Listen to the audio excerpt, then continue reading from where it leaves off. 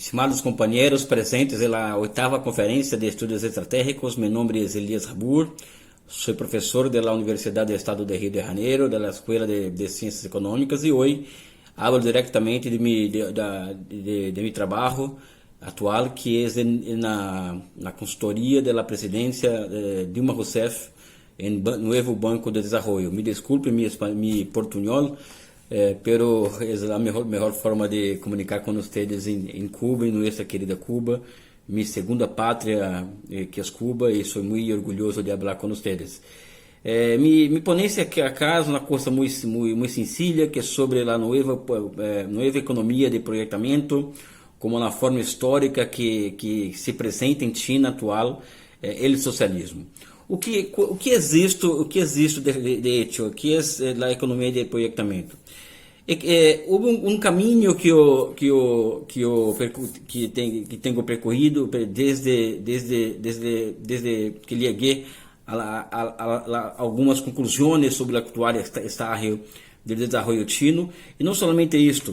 A grande questão que eu busco em minha vida hoje é descobrir qual é a forma histórica que o socialismo alcançou em China, por exemplo. No Ocidente, nós trabalhamos muito com ideias preconcebidas de socialismo, com ideias como checklist, que o socialismo tem que ter A, ter B, ter C, ou D, trabalha com pressupostos muito claros sobre o que é socialismo, que é um erro, né? Que o socialismo é evidente que tem algumas precondições que a história estabeleceu, como a propriedade pública dos meios de produção, o poder político exercido por Partido Comunista, o planeamento econômico como a mediação entre as forças produtivas e as relações de produção, ou seja, a história consagrou algumas regularidades. Pero existe a resposta sobre o que é o socialismo hoje, não depende de uma visão kantiana positivista de requisitos a priorísticos, e sim observando qual o conceito que se realiza no movimento real. Em minha opinião, no movimento real hoje em China, tem como síntese uma nova economia de projetamento, que é resultado de uma série de transformações que China tem hecho desde as reformas econômicas de 1978. Por exemplo, em minha opinião, em 1978 em China emergiu em China uma nova classe de formações econômico-sociais.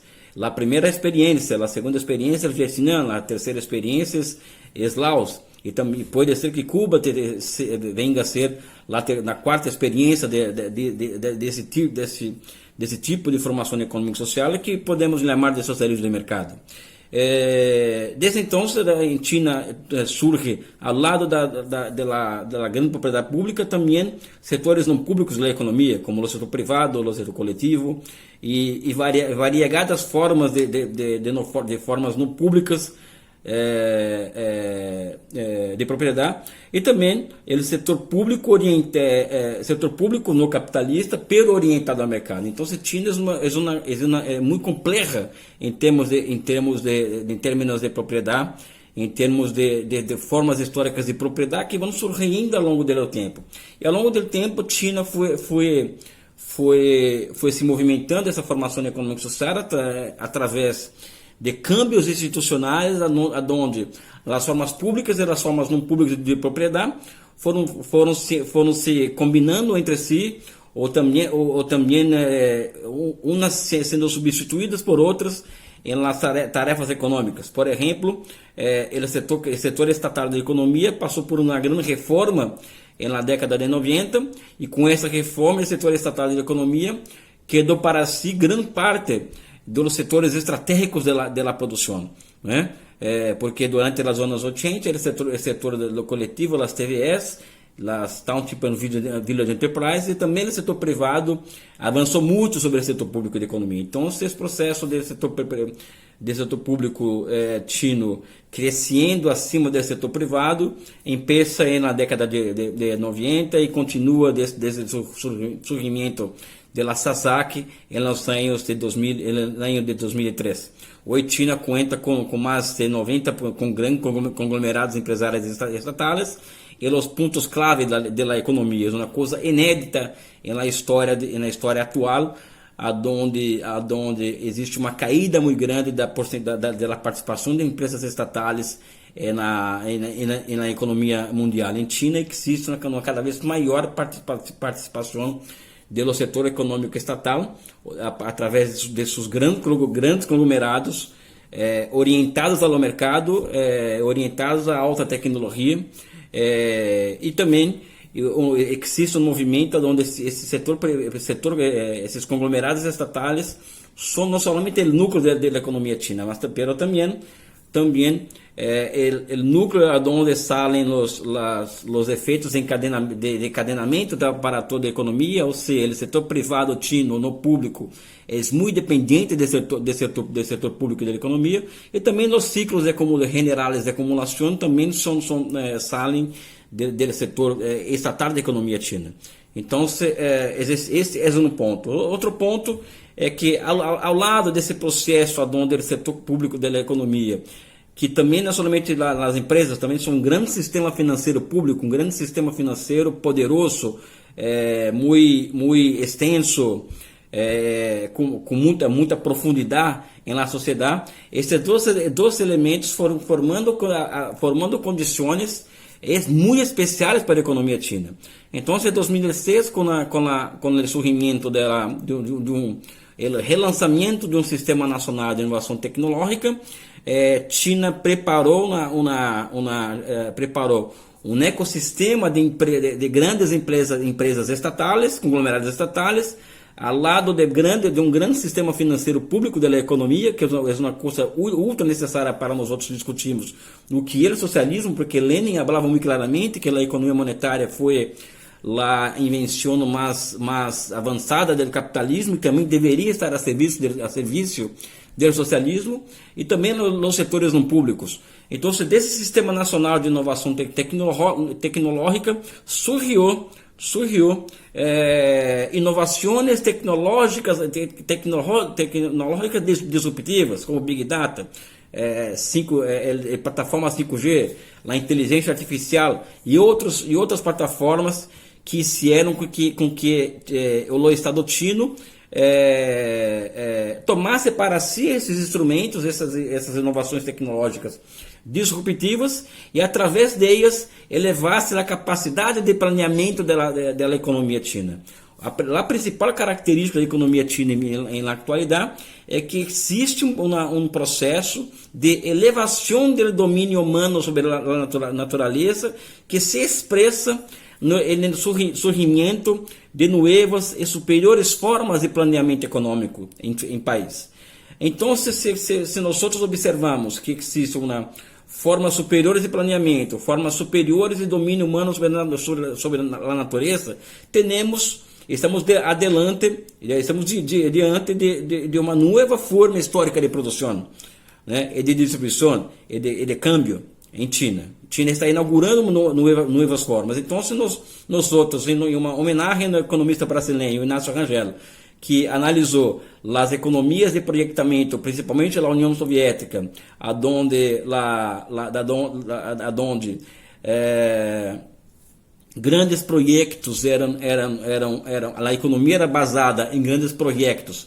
O acto de fazer projetos, de executar projetos, foi elevado à categoria de ciência, ou seja, o processo de elaborar um projeto, o processo de executar um projeto é uma ciência, né? E é uma ciência que em China hoje é uma ciência muito espalhada na sociedade.